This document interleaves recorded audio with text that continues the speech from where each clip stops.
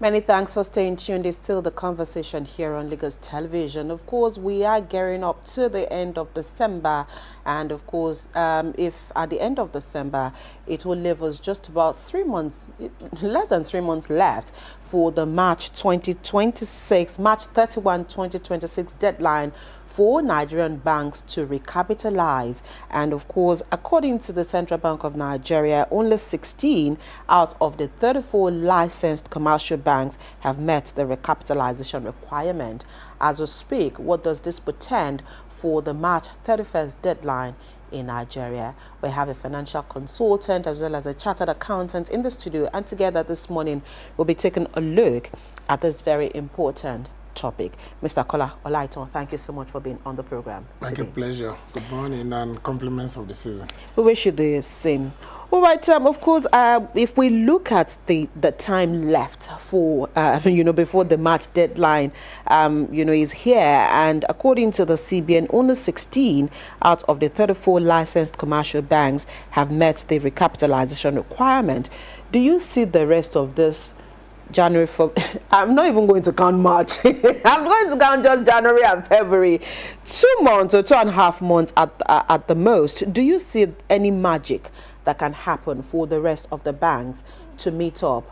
Because maybe in the financial world, magic can happen that laymen like us might not see. But what does this portend for this deadline that we're speaking about? Okay, thank you so much. Once again, good morning. What the CBN has said is actually talking about those who have met it. Who have met it, they are not actually not talking about those who are in the process. The process. Okay. I want to believe that the others won't be sleeping. Sure. In any case, there are options available to them. Because what they also have the option of either downgrading, possibly if you are if you don't want to be an international in the international arena, you can be the national or regional. That is also possible. There is also the avenue for mergers and acquisition, right, for them. But in most cases, typical of us in this country, we want to be at the forefront. Yes, exactly. I want to believe that some of them will still catch up. Just yesterday, one of the banks was, I think a few days ago, was announced to have dumped the idea of having the merchant bank in their portfolio. That's another way of shoring up their capital to face commercial banking squarely. Right. These are some of the things I expect that a few of them will do. Possibly. That is not to say that some might probably not fall short, but I know CBN, like they said, will be monitoring what is happening. There is the likelihood that a few of them might be expecting that the CBN will extend the deadline. I mean, hasn't the CBN done well by giving 2 years for the recapitalization? I think they have, but look, let's look at what the economy has been like in the last 2 years too. It's not been was an income. But I think one of the things the CBN wants to achieve is to possibly have mergers as a way out for some of them, which I think will be the option available for others, for some of them. Let's look at how the CBN, of course, has categorized this new recapitalization, and they're saying that a minimum threshold of 500 billion naira for internationally authorized banks, 200 billion naira for national banks, 50 billion naira for regional banks, and 10 to 20 billion naira for non-interest banks.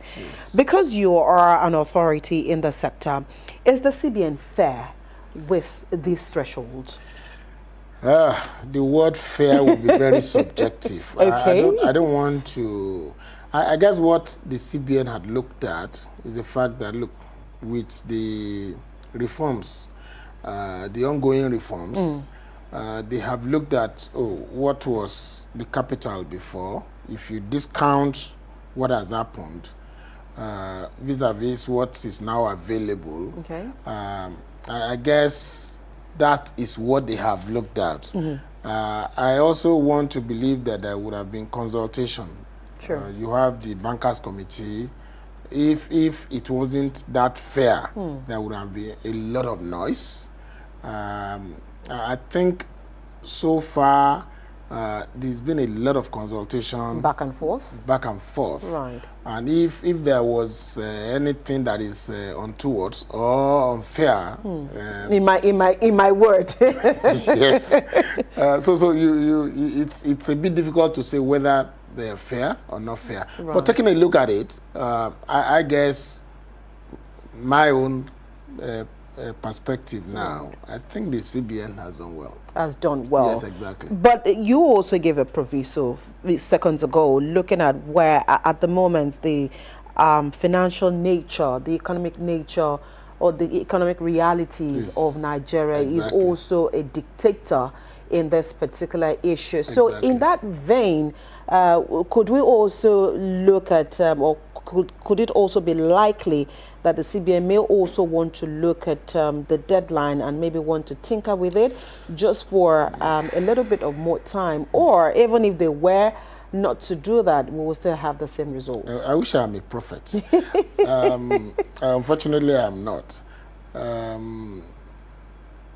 Like I said, typical of what happens around us, I think what the CBN will want to look at is, let's look at the percentage of those who have met the requirements, and those who have not, and what is their program. What the CBN actually requested then was to have a implementation plan by all the banks.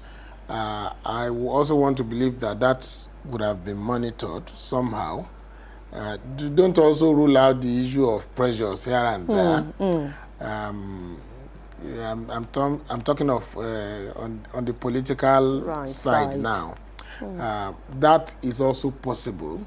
That may, but I guess 2 years was long enough to have for them to be able to decide whether they want to recapitalize, or downgrade, or possibly look for another business. Exactly, altogether. So break it down for us. When we categorize these banks, of course, we have 3 or 4 categories at the moment. So when you say you're operating internationally or you're an internationally authorized bank, what are some of the things that you would be able to do as an internationally authorized bank? If you look at some of the banks that we have in Nigeria now, you have a lot of them with branches, especially on the continent, within the continent and outside the continent also.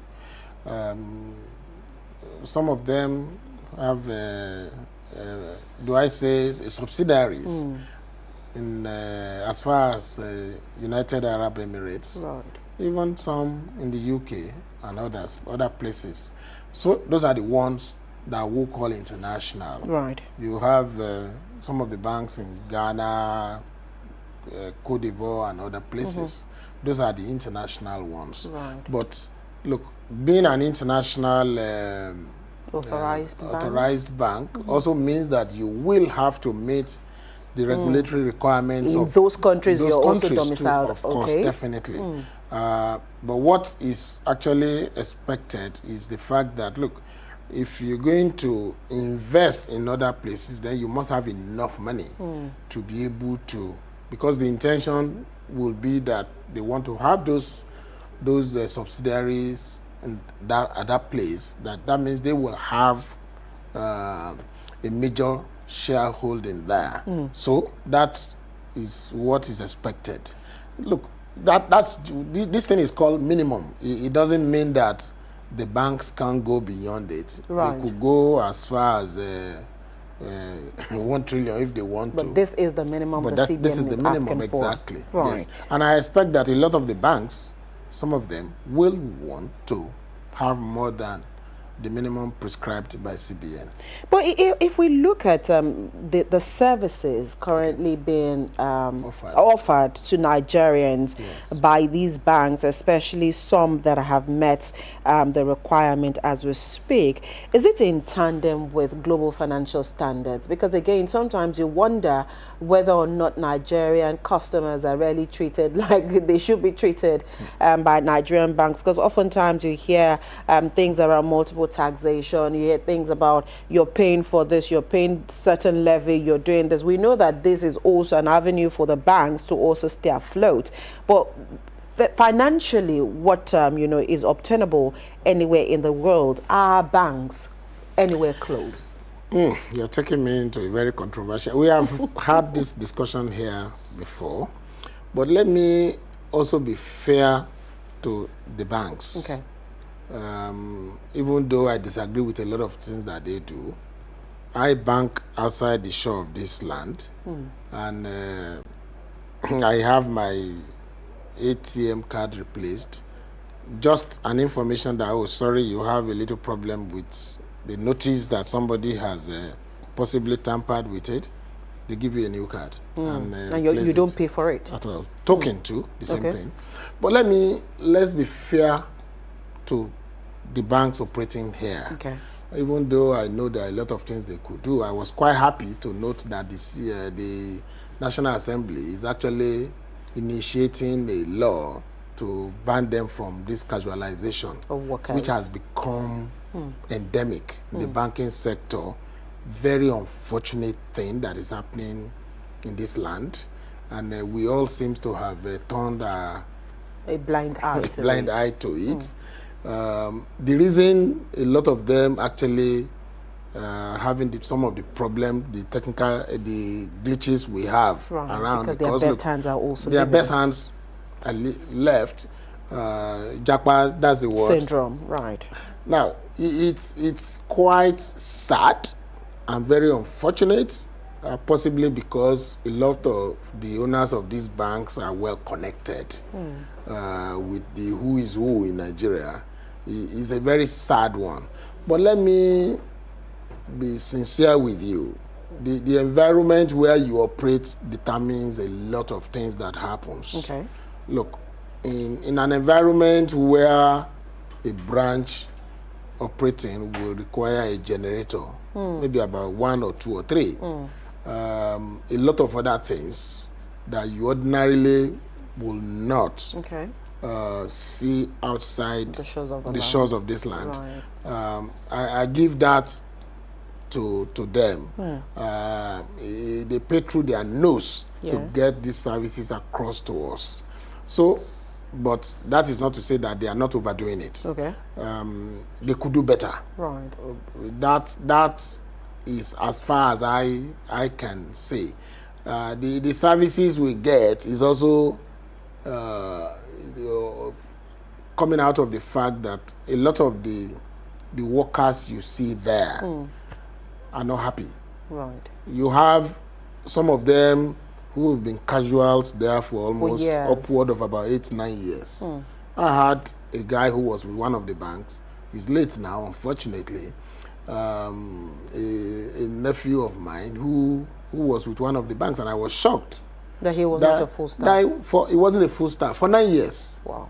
So it's very sad. It's no justification for it whatsoever. Right. And unfortunately, the system permits. Yes, the system permits it. Okay. It's all just started.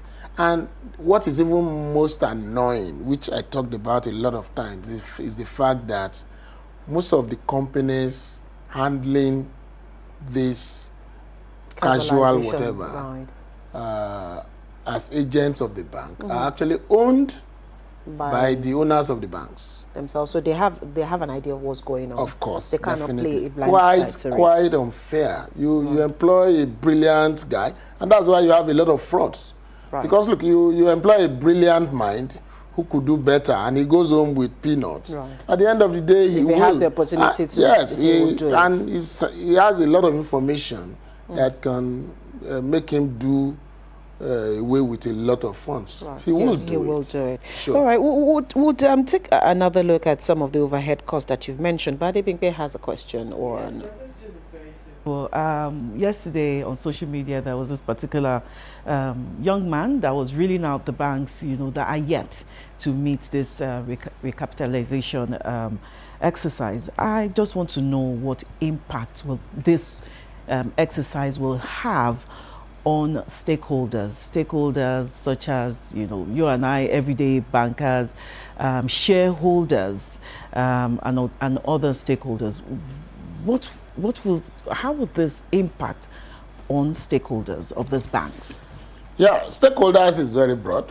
Stakeholders include the depositors. Yeah. The depositors are actually meant to be better off for it. Okay. That's the intention, at least as far as the intention of the CBN is concerned. For workers, for workers, are they any better? I don't want to. What the CBN is requesting is actually to ensure that depositors' funds are well protected and they have the capacity to offer services that they are meant to offer to their customers, so that they have enough funds to be able to do business, and not just anybody. We were all here in those days when we had is it the forum they call it then? When you have almost some 2-bedroom flats where you have some banks in this country before they all collapsed. So I guess that is what the CBN is trying to prevent from happening. But I don't see anything negative as far as the customers are concerned, because what the CBN is trying to get the bank to be able to do is to be able to do more. Yeah, for the Gone are those days when you now discover that the banks now offer you loans on a platter of gold, advances and so on and so forth. They run. It is no longer a question of just looking for deposits. It's a question of making sure that their staff get people to borrow, because that is where they expect to get income from.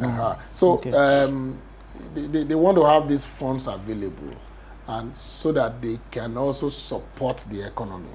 That's to my mind. But anything that has advantage will always have a disadvantage here and there. It's going to be a lot of pressure. Yeah, and let me also say this. I guess it may, if they do not allow, what's the name called, a situation where some individuals, just one person, probably own a major bank, and you see like as if you have a microfinance bank, an individual owning it will probably we might be seeing the end of that happening. Possibly. Okay. Yes. Well, a follow-up to Adebimpe's question will be, of course, the plight of stakeholders, which you've also said stakeholders are multiple when it comes to issues like this. Their landlords are also right. But I'd like to take a look at the NDIC, especially in perhaps proactive measure towards the likely outcome of the deadline at the end of the day for those who may probably want to downgrade or exit the banking industry entirely. What should the NDIC be doing at the moment to ensure there's a buffer for depositors? I think the very first organization that ought to take step in that direction is the CBN. Okay. NDIC is, at the end of the day, if the bank is gone. Right. And like what CBN rolled out in 2024, March, is it? The circular that was issued, that they are monitoring events working on the implementation plan of the banks, that is in getting them to recapitalize. If I think the intention of CBN would be not to get any of them to out fail. of business. Not to fail. Right. Because look, if you downgrade, if you are not able to meet the recapitalization, whatever that CBN is asking for, it doesn't mean that you will get out of business. Right. What CBN will probably end up doing is to get mergers. Right. Exactly. Acquisitions. Yes, acquisition will be the likely option. Exactly, the likely option for them. So not totally out of business. No. Okay. I do not see NDIC coming in. In any case, what NDIC also now pay out has also been lifted up. Yeah, so even though it's not what it should be. Yes, exactly. But at least it's better from it's what better used to than be. what we like when we used to have. Is it 5,000 naira or how much was it then? A rip-off, I call it then, because what they end up doing is selling off the assets of the banks for recovery purposes. For recovery purposes, and what they do at the end of the day was not something that some of us are proud of. Right. At the end of the day. But okay, go ahead. Like I want to say, I think CBN that started this process will be the one to ensure that depositors, they actually assured us that's what we always get anyway. But that is not to say that the unthinkable will not happen. Right. It could.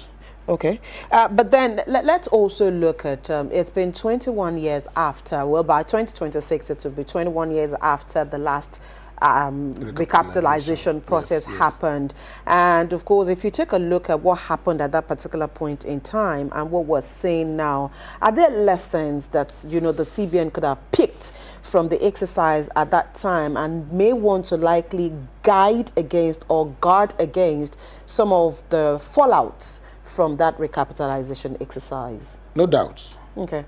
Do you know any, or are you aware of any? Okay. There are some of it that were rumors. Right. That some banks were actually made to fail. Deliberately. For some personal interest. I don't like you, you don't like me. That was a rumor. But some of it actually pointed to the fact that they say there is no smoke without fire. Okay. So, is it there is no, okay, must be fire before you get smoke. There must be smoke before you get it. Which one comes first? The truth of the matter is that CBN seems to have learned some lesson. You will notice that this one actually they were a bit more methodical. Right. The number of 2 years was given, and the way it's been going, if you look at the way some of the banks have actually done it, it's more like they are giving options of a way out. You could go for rights issues, you could go for private placement, you could also go for subscriptions. Right.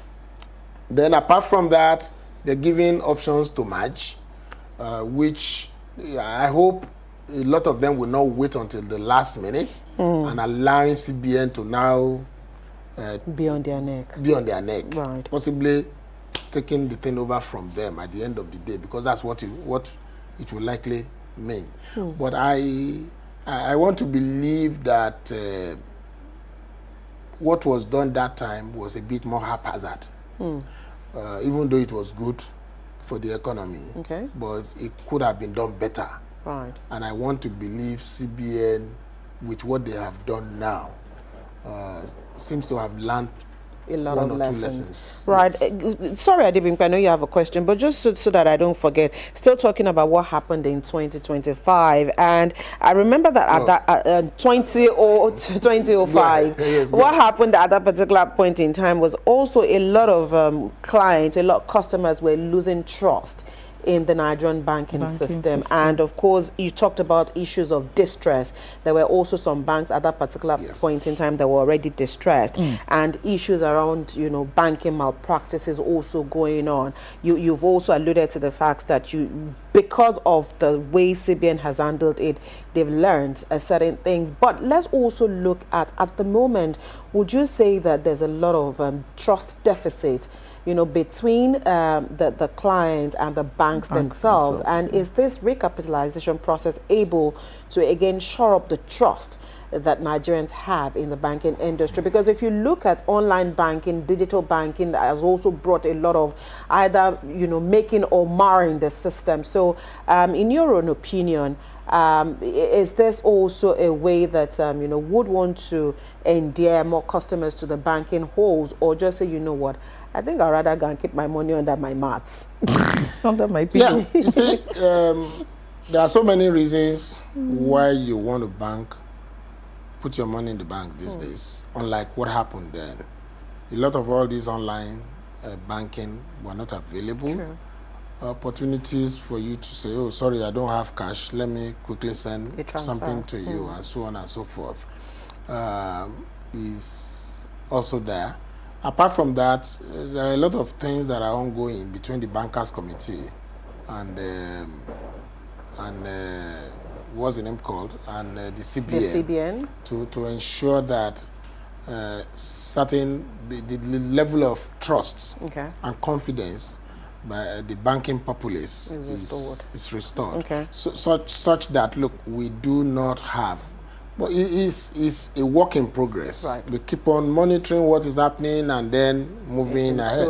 Oh, you notice that some banks are also working towards making sure that, look, these days, if you want to, like I mentioned about what happens abroad, you bank with them.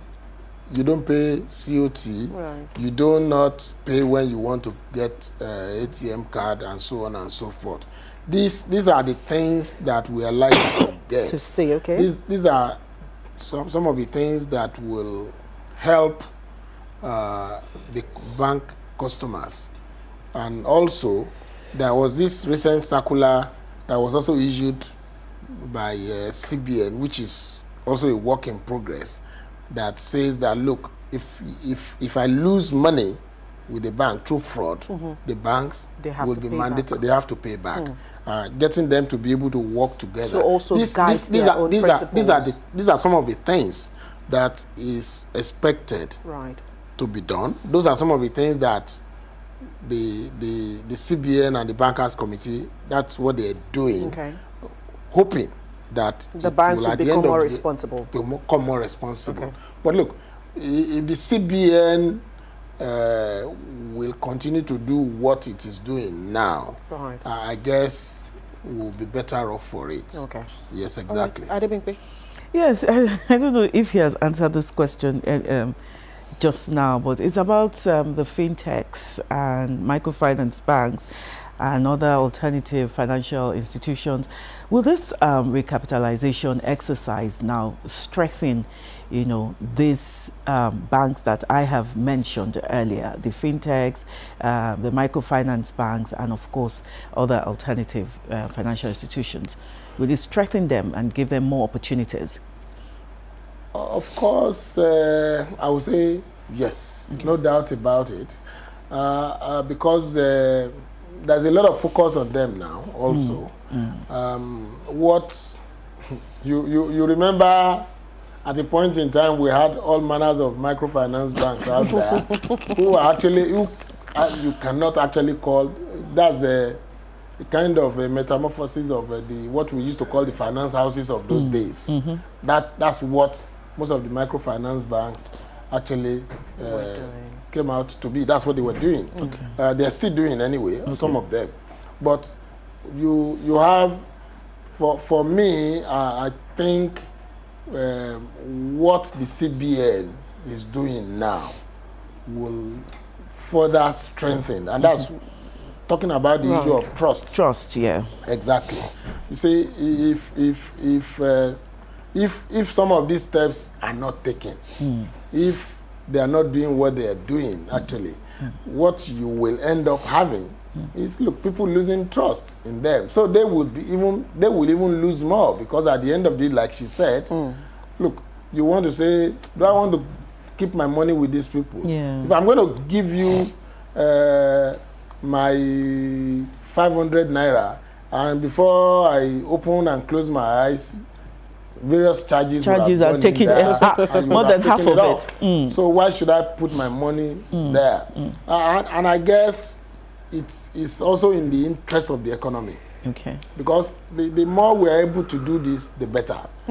With also the tax reforms, you are further encouraged to put your money with the banks. With the banks. So the government will also benefit from it. Because look, if you don't put your money there, they cannot monitor what is happening to you. So the encouragement is to ensure more inclusivity within, that is, what do they call that? Financial inclusion. That you and I, that we are all there, we are all banking, and then at the end of the day, the government is able to monitor, one, not just even for taxation alone, for money laundering and all whatnots, for all these criminal gangs who make money and use it to kind of threaten the existence of this country. Right. You know, Nigerians were very special people, and sometimes when we hear things about deadline, recapitalization, our heads begin to maneuver. So do you see this causing some kind of panic withdrawal, panic closure of bank accounts, or, you know, the ordinary you know, market men and women who really do not understand you know, the big English, also wanting to think that, okay, they said these banks would will merge. And I saw my bank. My bank is not there. Because we have people already, you know, calling names of some banks as likely not to succeed or likely not to meet up with the recapitalization process. What does this really hold for the average Nigerian? You see, my appeal to people is, please, when it concerns issues like this, you will see all manners of things on the social media. Please, I like to advise people not to rush into any kind of withdrawal at the end of the day, because rushing there at the end of the day, you may even end up losing your money. The little money that you've gone to withdraw. Keeping money, you are safer. For those categories of people, they can be rest assured they won't lose their money. Okay. I can say that for free. The CBN, yes, a lot of times we find it difficult to trust some of these our regulatory organizations around, CBN inclusive. But I can assure you that with what is going on, I don't see people losing their money. Okay, the body language for you is convincing enough. Of course. As we speak. I can assure you. Right. Okay. But if we look at this issue, is it also able to present new investment opportunities in the banking sector? Yes, that is actually the intention. A lot of us would have become shareholders in the banks. Some of us who are not shareholders there probably would have become shareholders. Those with small amount of money would have show up their shareholding. Okay. That is part of it. Then apart from that, with more money in the kitty of the banks, it also means that, look, more lending opportunities will also be there, and people who wants to do business will be able to approach the banks and get funding for whatever they want to do. Right. So yes, what it means actually is, look, the money you are putting together with the banks is actually meant for them to invest, because it is only out of that that they will be able to pay dividends to the shareholders. Okay. Okay, go ahead, please. No. I'm done. Okay. I was going to ask that because again we know that the banks now have categories according to the CBN. Yes. But will this also give some of these banks the leverage to actually stay where their strength is and concentrate on perhaps the mid-tier customers or non-interest banks like they want to operate and give service for the kind of capacity that they have? Okay, you notice that the non-interest banks is a new dispensation that started a few years ago. That is part of the things that has the opportunities, the opportunities, exactly. Okay. And asking some banks to please look, possibly stay in the southwest. You may even just be a Lagos bank. Okay. That does not stop you from being able to do one. You're still a bank. Okay. You are able to do whatever, and you can also upgrade later if you feel so through merger or whatever. Okay. So it is. Okay, so before we allow you go, let's also, because you've talked about the fact that this also is a wide opportunity for performances, especially on the Nigerian financial inclusion sector. Will this also have, even though they had at some time had their own recapitalization, talking about the insurance sector and the stock exchange also, sure. But will this have a flip over effect in those sectors as well, especially talking about the stock market performance? Definitely. You notice this recapitalization thing is also part of what the president talks about, the 1 trillion economy, dollar economy right. That he mentioned.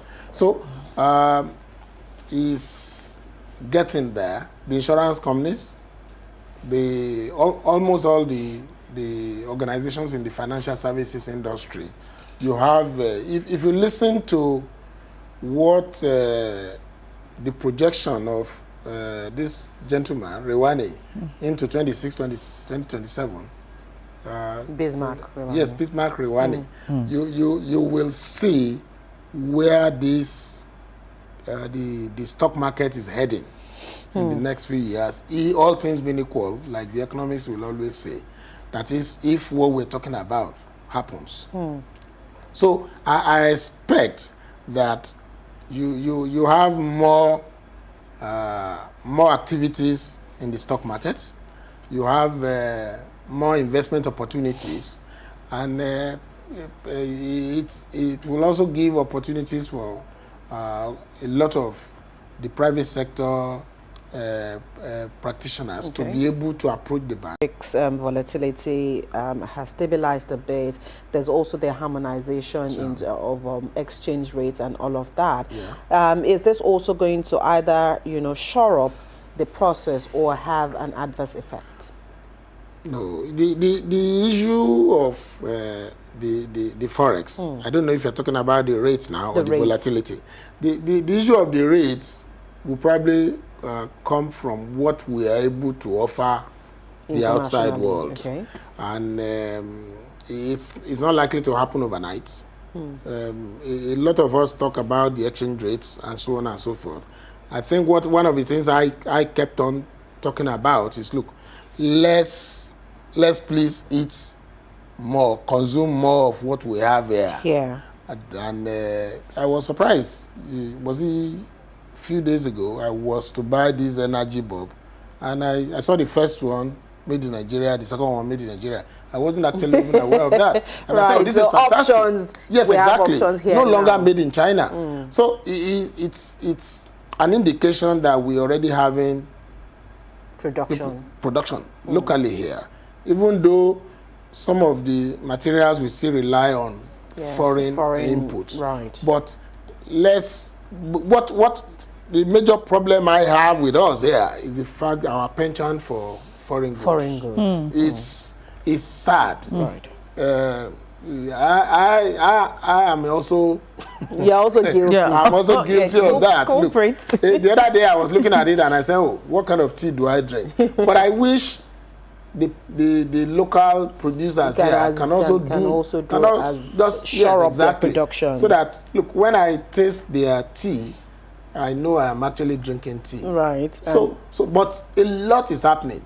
Just yesterday, somebody was talking about a particular type of cocoa drink that is locally made here. And the person was saying, oh, it used to be 1,000, now it's about 5,000 naira. So that means people are patronizing it. And I guess if that happens, and we can just please take more of what we have here, right, patronize ourselves, because look, you cannot be patronizing the rate of people that go to Dubai to shop. I always wonder, people going to such a place to have wedding for their children. Destination madness. Weddings, they are called. to me, the second craze now is people going to Abuja to have weddings and living their bases. It's unfortunate. Because you're developing Abuja, of course, and then the economy of Abuja at the detriment of where your village. From. The people who ordinarily would have served you in your place and so on and so forth, you're depriving them of that. Yeah. It's so sad. Right. Pretty sad. So if we could have a bit of a reorientation, look, the dollar we're talking about and so on and so forth will not, if we keep on buying from the US, buying from the UK, you get to the airport and you ask yourself, are people actually saying we are broke in Nigeria? Because the Definitely airports not. Are populated. Yes, exactly. Right. Before we allow you to go, I'll just like to ask, and now, of course, this would be your own personal opinion. Past recapitalization processes we've had in Nigeria and the upcoming one, do they really strengthen banks, or it is just to make them bigger in size, bigger in name, or bigger in acquisition? I think both. Okay. It's a combination. Strengthened, yes, exactly. It has strengthened some of the banks, no doubt about it.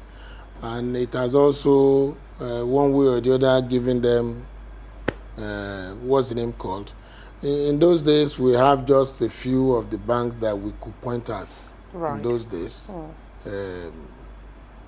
Without mentioning their names. You don't want me to mention their names. To do free adverts for them. In those days. So, but now you have retinue of new banks. Exactly. Are growing. Coming up. And to me, I think they will now be a little more innovative. Right, and with the competition as well. Is it healthy competition, healthy rivalry for the economy? Of course. Okay. Of course, the more the merrier. The more the merrier, and yes, then people can actually choose from the pack. People offer you, it's like in those days when we used to hear that, look, the banks over there overseas in Europe, or we knock at your door and do you want a loan, or call you on the phone. It's like, before you could get 1 naira from any of the banks here, you must know the bank manager. Right. You must drop something. If you get 1 naira, you must drop 20 kobo. So it's no longer the case. That is not to say that it's not still happening, right, but not on that scale anymore. If you have something that you need at a point in time in this country, towards the end of the year like this, I'm sure they will still be doing it. You see them rushing loans to people, because what they want to do is to be able to kind of balance up. Yes, exactly. For the year. And CBN also came with the idea of, because they were also playing games then, that everybody year-end December.